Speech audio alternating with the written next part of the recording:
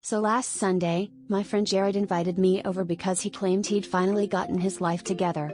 I was skeptical, considering this is the same Jared who once tried to boil pasta in a coffee maker. But I arrived, and he greeted me at the door looking suspiciously proud, waving a spreadsheet and wearing an apron that said meal prep is my cardio. Something was up. He led me to the kitchen, which had been transformed into what can only be described as a Tupperware convention after party. There were containers everywhere, stacked on the counters, balanced on chairs, even one on the cat. Jared told me he'd meal prepped for the whole week. But as I looked closer, it was more like he'd prepped for the entire cast of a Marvel movie. He'd made enough grilled chicken to repopulate a small village, and more quinoa than I thought legally allowed in a single household. The real marvel, though, was the Tupperware tower in the middle of the kitchen, a teetering, architectural wonder reaching perilously close to the ceiling fan.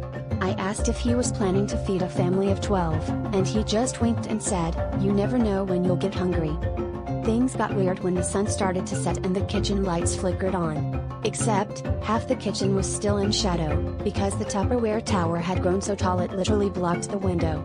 Jared, undeterred, started labeling each container with the day of the week, then ran out of days and just started writing second breakfast, third lunch, and snackpocalypse.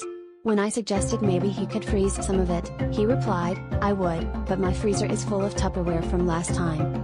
And that's how I learned the real reason Jared meal preps, not for health, not for convenience, but because he's working on his master's degree in stackonomics.